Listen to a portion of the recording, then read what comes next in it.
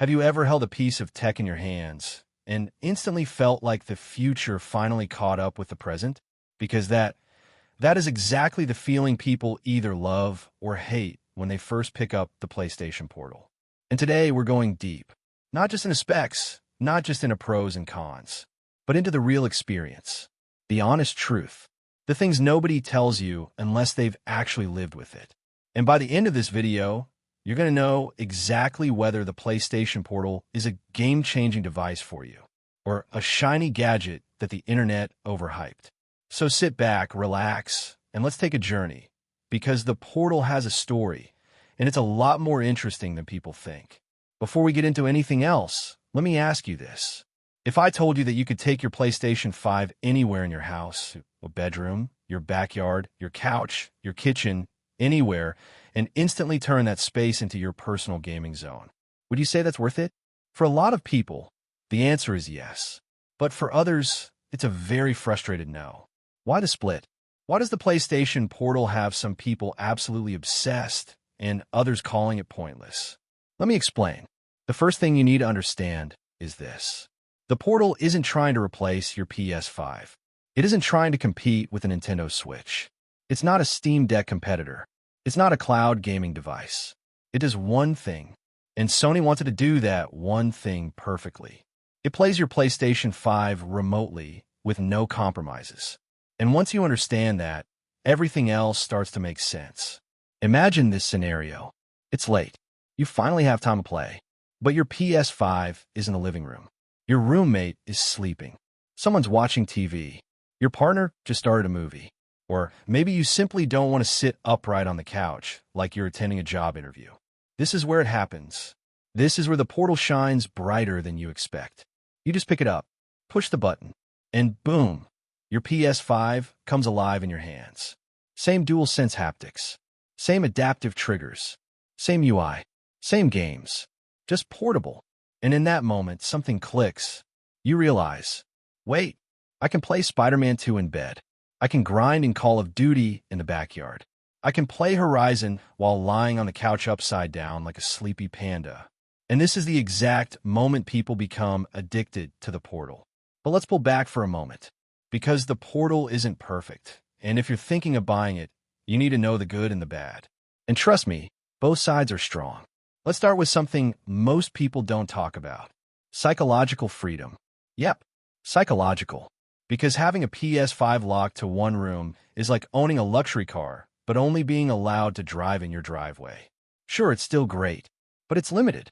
The Portal breaks that limitation. It gives you the freedom to play when you want, where you want, how you want, even if someone else wants the TV. And you might not realize this yet, but that freedom changes your gaming habits completely. Suddenly, those quick 10-minute sessions while you wait for dinner? Possible. Those I'm too tired to sit at the TV nights? Solved. Those my family took over the living room again moments? Gone. The Portal doesn't replace your PS5. It unlocks it. Now, let's talk performance, because this is where people get very, very confused. The Portal is not running games. The Portal is streaming them. Everything is happening on your PS5 in real time. So yes, your Wi-Fi matters. But here's the surprising part. When the connection is good, the experience feels shockingly natural. It doesn't feel like cloud gaming.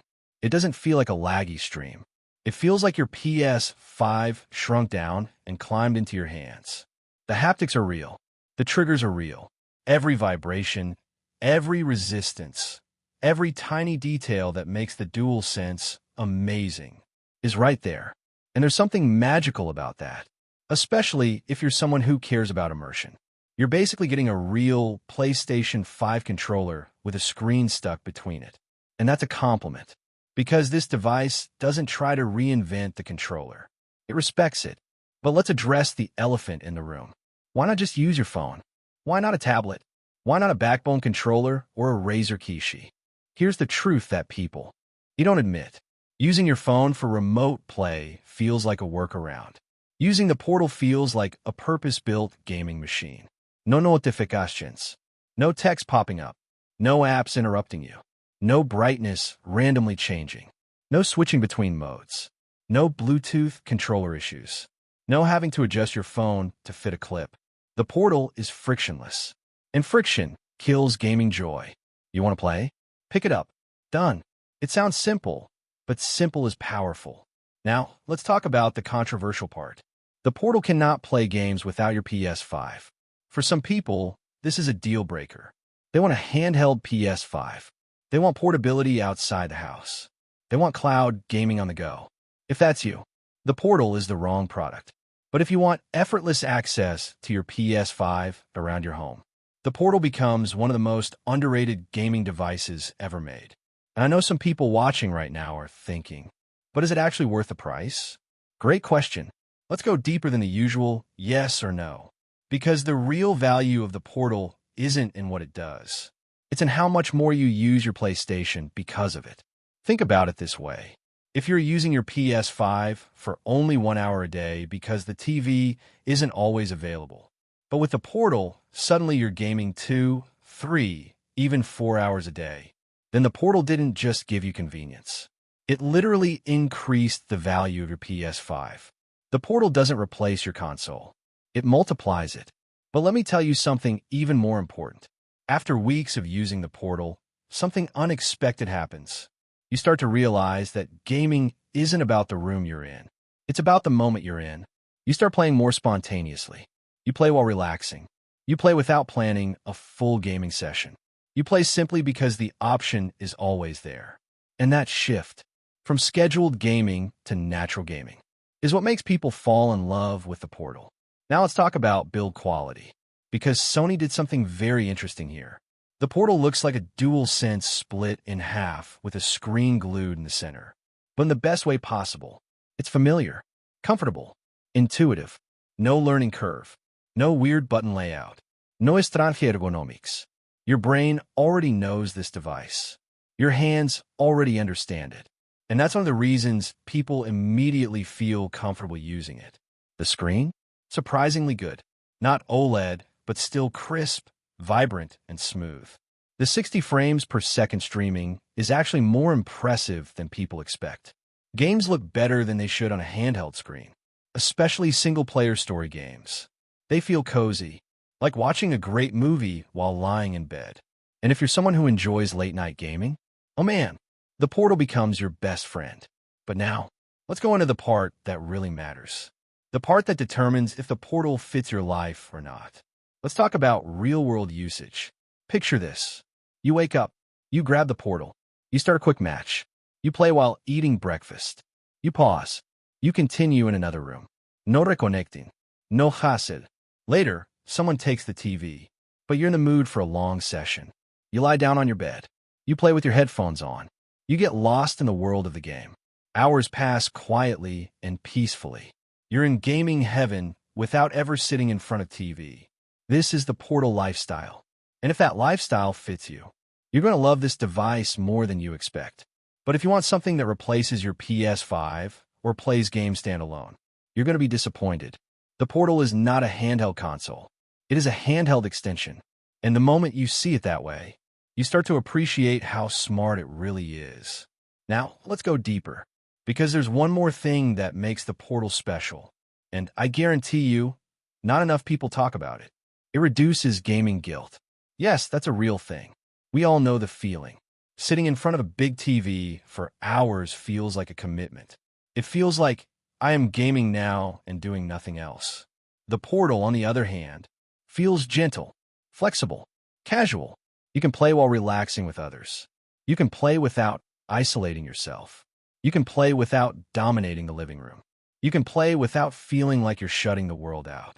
And that psychological comfort makes you enjoy gaming more.